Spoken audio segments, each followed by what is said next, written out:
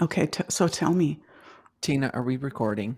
Yeah, I think Okay, good. this time we Good. Okay, good.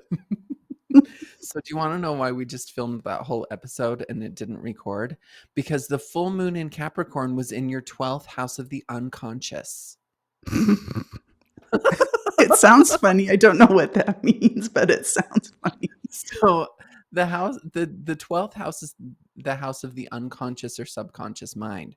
So, it's kind of this illusion and confusion and fear. It's kind of like, oh, something got lost and I don't know why.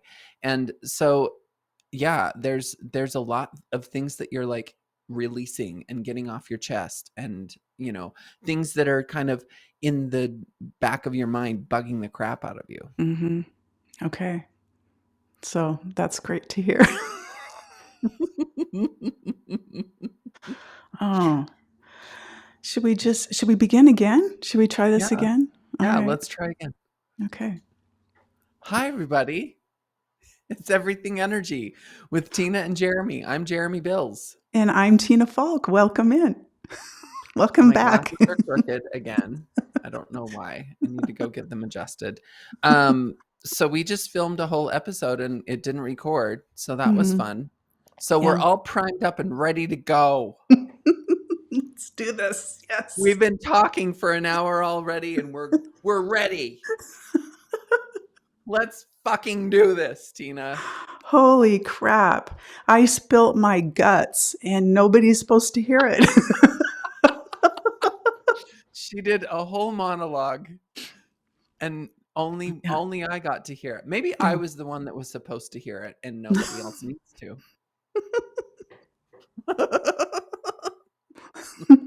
Comment below if you want to know what I said. Yeah, exactly.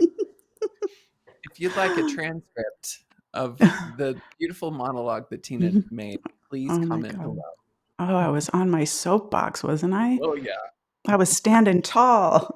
you were. You've got a Sagittarius moon, and boy, you were going to town. You were like, "Here is my philosophy." Yep. There you Step go. up, Yeah, motherfuckers. step up, motherfuckers. We're in a new world. Oh my gosh, let's not waste any more time. Okay, I gotta eat okay. breakfast. Oh, We're what are we looking doing? at we're well. You just brought up the chart. It's Kamala Harris's chart. We're looking at the charts for 2024, the election cycle, and also Kamala Harris. We just had a full moon in Capricorn at 29 degrees. And in Mm, astrology, they call that the critical degree. It's the culmination of all of the energy of that sign. Each sign has 29 degrees. And at the final degree, it's like the last push of energy for the energy of that sign. In 2008, Pluto, the planet of death, rebirth, and transformation, entered the sign of Capricorn, which is what created the housing crisis, because Pluto is all about death, rebirth, and transformation. So we've been going through this huge transformative process since 2008 and in the sign of Capricorn. Capricorn is the sign of government systems, business, industry, restriction, and responsibility. So it's the laws, the governing powers that be. And since 2008, we've experienced so many twists and turns with governing um, agents all over the world, not just the United States of America. And to have that full moon just over the weekend in the sign of Capricorn, but also at the 29th degree, it was also conjunct Pluto, the planet of death, rebirth, and transformation, signifying the last push of that energy before it enters Aquarius, finally, for the last time. And it's going to stay there all the way until 2024, starting a new 20-year cycle. So, all of that happened over this weekend. And do you know what happened this weekend? I yeah, mean, Joe Biden popped out. yeah, Joe Mhm. Biden popped out of the election race. So now we have a new candidate for that's throwing their hat into the race, and that is Kamala Harris. And so I wanted to just kind of bring up some of the main things that are happening in her chart. But before we get into that, I'd like to just go over her sun, moon, and rising so that we can kind of understand and get to know her a little bit. Good. Her sun, which is your personality and where you shine in the world, who you are in this life, is in the sign of Libra. Libra is the sign of the justice scales. So it's interesting that she's always been a part of the law system here in the United States. She's got a background in law, and she also has been a public servant for a really long time as well. So that is very, very in alignment with Libra energy, because they like to fight for the underdog. But their driving force for fighting for the underdog is actually love, harmony, and peace. This is a Mm. person who really desperately wants peace in the world. Now, her moon sign, which is the opposite sign, it's up there in the 11th house. Now, one thing I wanted to mention also is the inner chart that you can see on the screen is her natal chart. So we just looked at her sun, which looks like a little yellow donut down there in the 5th house in the sign of Libra. And then the opposite house in the 11th house is where her moon is. And her moon is in the opposite sign of Aries. So right there, we see a lot of polarity. We see on that axis, we've got in her sun, which is who she is and where she shines, that love, harmony, peace, fighting for justice. But then in her emotional self, the side that she doesn't necessarily show other people and how her emotions are governed is in the sign of Aries, which is the sign of war. It's the sign of the warrior. It's the sign of the pioneer, the one that wants to do things first. It shows drive and motivation. Whereas Libra just wants to kind of sit back and have peace. It wants that peace and harmony. So just having that opposition already in her chart tells us a lot about her, right? It tells us that there's parts of her that want to move forward quickly, but then there's parts of her that want to hold back and make a decision, wants to weigh all of the options, which is really great because Libra energy is very diplomatic. It takes a step back to kind of see how things are. Now, if she was an Aries sun and an Aries moon, that would be a completely different energy. Okay. It would all be about forward movement, not taking the time to think about things. Can I ask And you a quick question? So, yeah, I think from what you just said, the moon is and the sun are not always opposing each other in your natal no, chart here. no, Okay, they're so not. that's interesting, isn't it? Because we'll see that in Yeah, her Chinese chart. yeah. And so Mhm. just having that oppositions provide an awareness of the other. Okay. They provide an awareness of what's mine and what's yours. Where do I end and where do you start? Like that's the energy that we're talking about with oppositions. Okay. One sign needs the other. Okay. Aries needs Libra to slow it down, to make it think about things. Libra needs Aries to speed things up and to push it into different situations to make the decision. So we need each other just like we all need each other in the world. We are all mirrors for each other. Then when we look at her rising sign, which is that sign that you can see kind of a red arrow pointing to on the side there, that is the sign of Gemini, which is the sign of duality. It's the twins. You got the good twin and the evil twin, and you never know which one is going to show up to the party. And you never know which one is going to stay at the party and which one's going to leave first. So it's kind of that chameleon kind of energy. It's also the sign of communication. So this is a person who really wants to communicate, wants to get their point across, and wants other people to understand them. So just in, the sun, moon, and rising, we've got the sun and rising sign both in air and then her moon in fire. So that's kind of an interesting combination. We need air to fan the fire. We need it to feed the fire. But too much air can kind of put that fire out. So when we're talking about someone with fiery emotions, this isn't going to be a person who's necessarily going to be emotional all the time. If she had a Cancer moon, then we would see, a lot more emotion from her. But Aries is very straightforward and to the point. It wants to get the job done. So already we're just looking at her personality and who she is just by looking at those three signs. I've color coded all of the arrows to kind of see what's going on. And this chart really kind of speaks to the election day on November 5th, 2024. So I've just come up with some of these transits that are happening in her chart and just highlighting a few of them. Starting with the green arrow that's pointing to her first house. She's in what we call a first house annual profection year. And your annual profection year spotlights a place of emphasis in your chart for the whole year. And this begins on her birthday in 2024 on October 20th. So the first house is the house of personality, self. And when you have a first house annual profection year, it's like a reinvention of self, coming back into you, bringing new opportunities into your life. So I find that interesting that right now, before her birthday, she's in a 12th house annual perfection year. And 12th house is the house of endings, and the first house is the house of new beginnings. So that's kind of an interesting thing going on. Then we've got the red arrow and right above the green one, and that's pointing to the ascendant, but it's also pointing to Jupiter.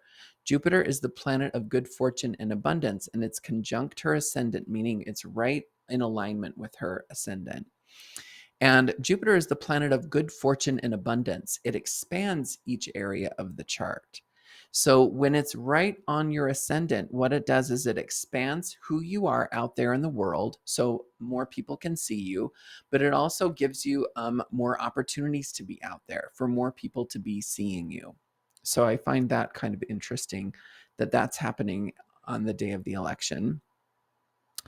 The circle right above it, I've circled two planets that are in conjunction with each other, again, right in alignment with each other, right on top of each other.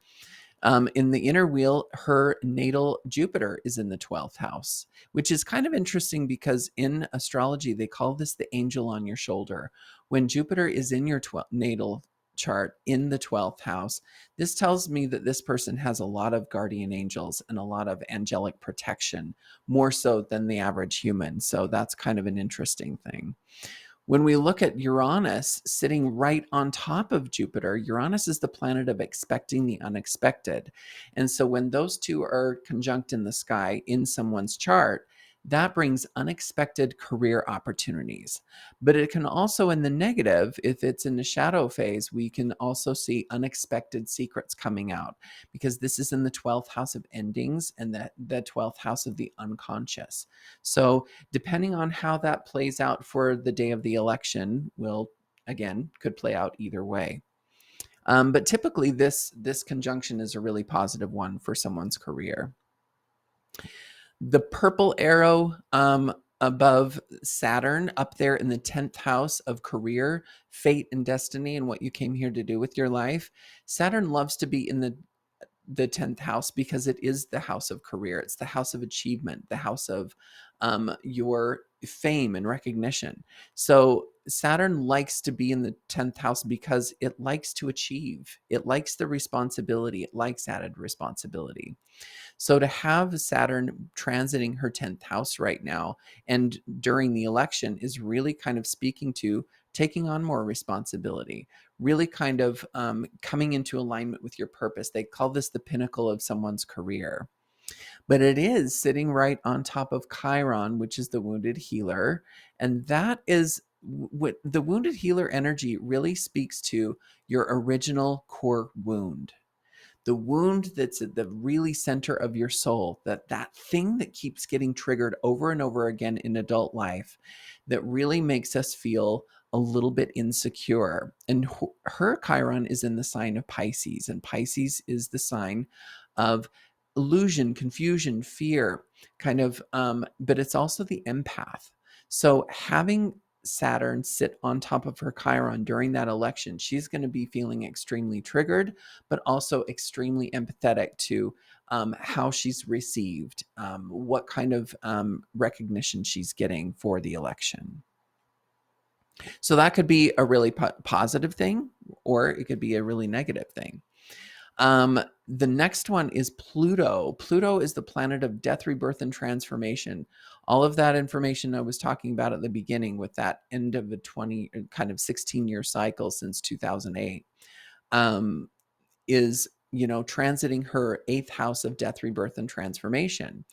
And for the last 2 years, it's been setting off that red line, which is a square to her natal sun. Your sun is who you are. That's that personality that we're talking about. It's where you shine. Well, when Pluto challenges you for 2 years, it literally strips away every person, place, and thing that no longer serves you so that you can start a brand new chapter. Now, this is a major transformation that only some people go through in their lives, and she's one of the few that are going through it right now. So that's kind of an interesting thing that she's coming to the end of right during this election cycle. And then finally, we always look to the moon so that we can find a marker for where we are during the day and each day and where the energy is going to be. And the moon just so happens to be in the sign of Capricorn.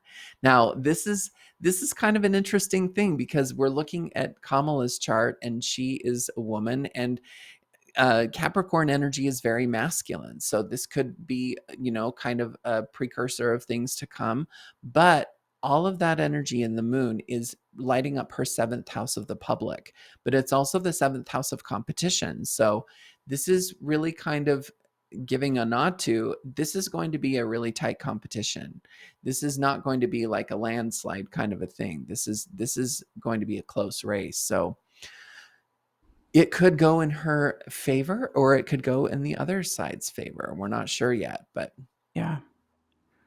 These it's kind of days with interesting. that period 9 energy, it's just so unpredictable, with Oh, the fire. yeah, and with the Mhm. dragon too. The Mhm. dragon is unpredictable. We don't know, which is kind of funny because I've been watching on TikTok all of the astrologers. There's some people that are like, "Oh, this person's going to win. This person's going to win." I don't think we're going to know who's going to win until Mhm. the day of the Yeah. election. Like, it's very unpredictable. Now, in years past, it hasn't been. It hasn't been unpredictable. We've been Well, able it's to really track. 2016 was yeah. Yeah. Yeah. So just with that full moon in Capricorn over the weekend, we ended a huge cycle. So this is a beginning of a new cycle we're entering here. It's going to be very unpredictable, but kind of Mhm. interesting to watch. Yeah. Well, she's, looks here and what you've described as a lovely person who would Hmm. fit the job with a lot of things in her favor, Hmm. to really push her, into the position she's seeking. Yes. It's so fascinating. One of the challenges, though, is the Gemini rising. Gemini can Mm, be kind of two-faced. And people, mhm, since your ascendant is how other people see you, how the world sees you, people that don't like her are going to see the two-faced. People mhm. that do like her are going to consider that more of a communication thing, more Yeah, of a connection thing. yeah. And we'll take a look at that in her Chinese, chart because it's real evident there as well. Yeah, And I think you were telling me too that, you'd looked at Joe Biden's chart for election day here in the US, and it it does was not have.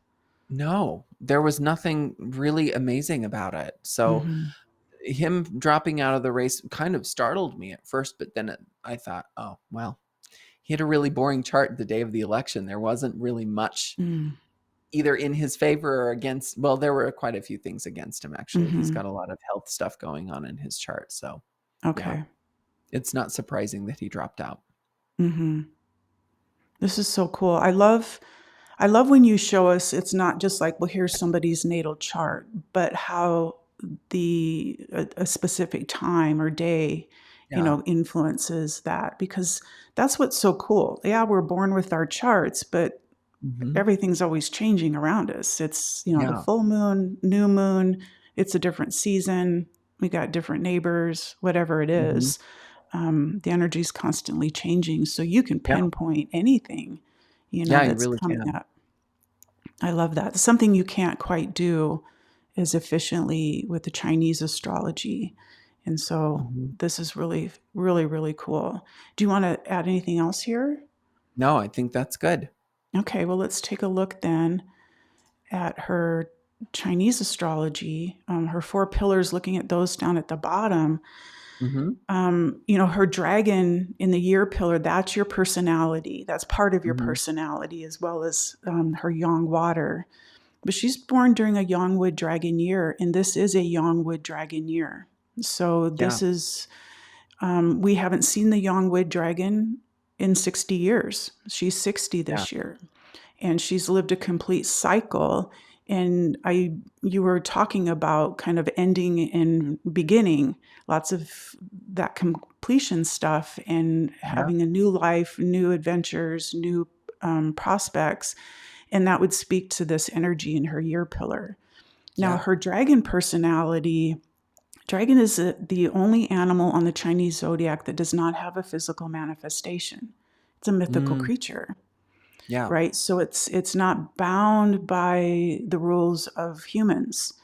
And it's here to push back. It's here to break down systems and walls and beliefs and make us question ourselves, authority, each other.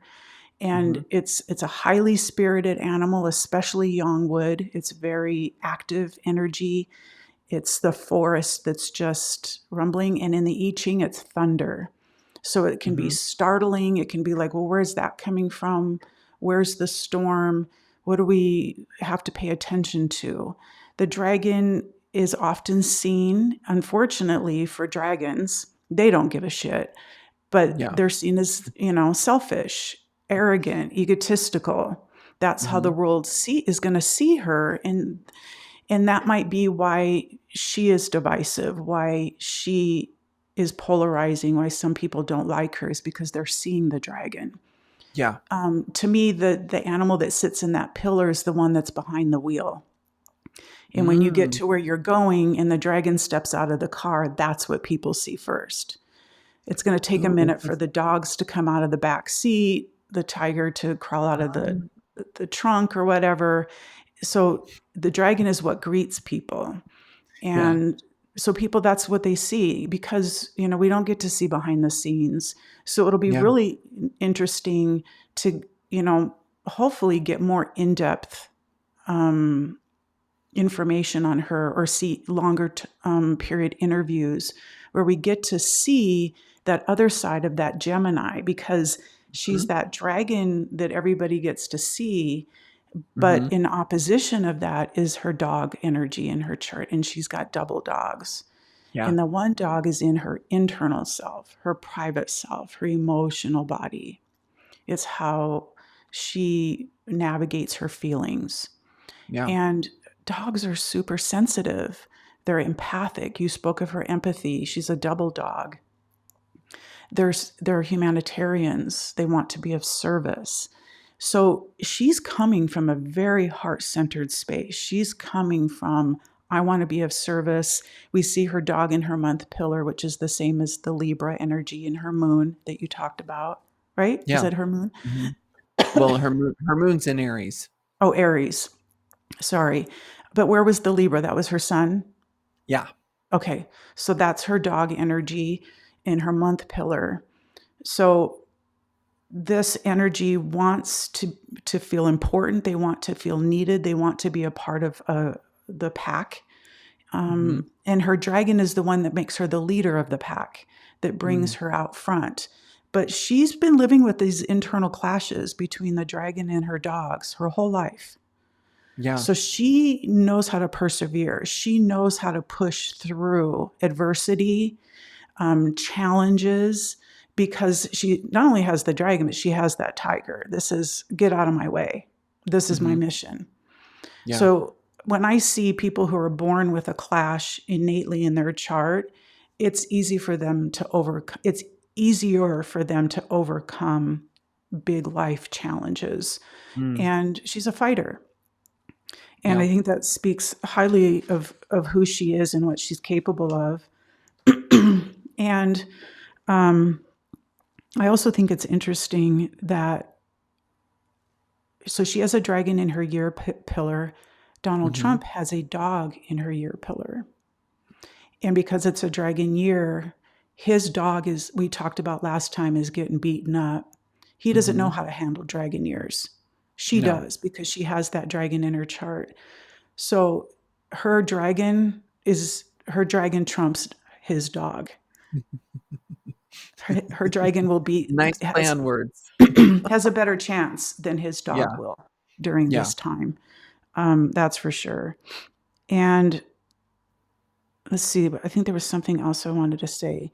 I agree. I think that Chiron position that you were talking about, because it is a dragon year and her dogs are going to, they're going to be pushed into an unsafe territory. Oh, Maybe yeah. it's been safe sitting in second position, Yeah. because Joe gets all the heat. Now she's going to get the heat and she's Yeah. going to be exposed. Yeah.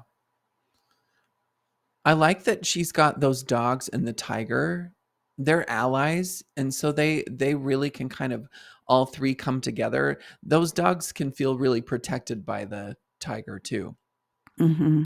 because the tiger is a really kind of strong, powerful animal, kind of in alignment with her dragon. Her dragon is really kind of powerful too.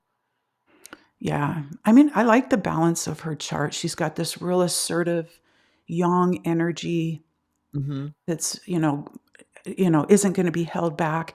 But there's parts of her, I would guess that, because it's a double dog, that her dogs definitely show up in her life. Oh, yeah. And that's her motivation, is her humanitarian, being of service and wanting fairness. And Yeah. like you said, to the underdog. That's Yeah. kind of funny that she's got a couple dogs there, so she can relate to those people at that level. Yeah. Yeah. Um, She she's can. misunderstood, that's for sure. Oh, yeah. And I mean, dragon whenever I'm doing a reading and I see a dragon in someone's chart, mhm, I know that in some way or in some area of life, they feel misunderstood. yeah, And I mhm, don't think that that ever goes away for the dragon. I think that that's something mhm, that stays throughout their whole lives. I don't know. You can speak to that because you have a dragon in your chart. yeah, yeah. I have a tiger dog and a dragon in my chart, Yeah. actually. um, yeah, I agree, and I think it's because dragon doesn't feel like it belongs here, Yeah. on Earth, because it is a mythical creature. It's like, well, where Mhm. where am I supposed to live? There's nothing big enough for me to a bed big enough for me to sleep in, Yeah. or it's like, where do I fit in? Because I see dragons see things differently, and I would Mhm. love to have that in a president, someone who has a bird's eye view, because not only is the dragon not have a physical manifestation, it's the only animal in the Chinese zodiac that can fly. So it has the ability to see things from a bigger bird's eye A visionary. perspective, the bigger Mhm. picture that says, this is where we're going. Yes, we have to do all the little details to get there, but they have the ability to see things differently. Mhm. And that's what we need. Yeah. I've never really been a fan until right now, honestly, seeing her chart. It Mhm. gives me hope. It really does. Yeah. Hmm. Well, like I said, this is kind of an unpredictable year when it comes to trying to predict things and predict the outcome of different things, especially the election. So it will be a really interesting race to say the least. It's going to be kind of an interesting thing to kind of, I always like to watch the cycles and kind of compare it to their charts to see the different things that happen. Yeah. She needs to drink lots of water. So if you know Kamala and you're listening, send her a message. She needs to drink more water. Yeah, her Yeah. daymaster is only 15%, so that's kind of Uh, a lower daymaster than you want to see. yeah. We want to get it up above 20%. That element wheel is 100% total. So for everybody, you have 100%. But how those numbers are distributed is based on the four pillars below. And Yeah. so that's where those numbers come from. And ideally, we want all the numbers to be the same so Mhm. that life is, flowing smoothly. So she just needs to drink lots of water, because there's lots that she's going to have to give. She's a lot of water she's going to have to feed her wood, her forest, Yeah. the country, the world. Lots of, like you said in her natal chart, it's she's going to have a lot more responsibilities, a lot more things that she's going to have to give of herself. Yeah. That's for sure. Yeah. It's And I true. think the fire of the period 9, I think the fire in this year's chart's like 17.5%, so it's not Yeah. really high. But I Yeah. think the period 9 energy, that's what's helping her find her purpose. Like, Mm. her purpose wasn't maybe meant to be vice president. Her purpose is maybe meant to be, the president, Madam President. Yeah, it could be. Hmm. We'll have to see how that period 9 fire, you know, how it plays out, Yeah. because it's unpredictable. We just don't know if the fire's gonna burn bright or if it's gonna fade out or something like that, so Yeah. That was a loud bang. Did you hear yeah, that? I did hear that. We live right across the street from each other, and I was like, "Whoa, what's Don't happening?" they know we're on live right now? The neighbors need to shut up, they're being too loud. Do you want to add anything else to this? No, I think that's great. I'm really curious to see what people are thinking about this chart. What are some of the Hmm. things that maybe you didn't know about Kamala Harris before? Maybe some of the things that stood out as we were reading both of the charts, and we'd love to hear what you think about it. And also, please feel free to reach out to us. We're here for you to help you navigate. Everyone has their own chart. And what we're here to do as astrologers is to read the energy so that you can have tools in your tool belt to really, really navigate the energy that's happening right now. Yeah. When you see her on TV now, see if you can spot these animals. Yes, Even if you don't know very about, good. Hmm. sorry, I got to, Yeah, see if you can spot the animals and see mhm. if you can spot the personalities of these animals coming out. And Yeah. also, remember her sun, moon, and rising. She's a Libra sun, which is about that kind of balancing energy. She's an Aries moon, so that's a little bit more of an aggressive nature. And then the Gemini rising. See if we can see if she has that duality. Yeah. And look for, you had mentioned that, she's that Aries energy, so not a crier. Plus, she's low water, which is that emotional component. See if you Yeah, see, you may, it may appear that there's a lack of emotion, but she's a double dog, you guys. yeah. She is She feels super everything. empathic. She knows, Yeah. she feels it.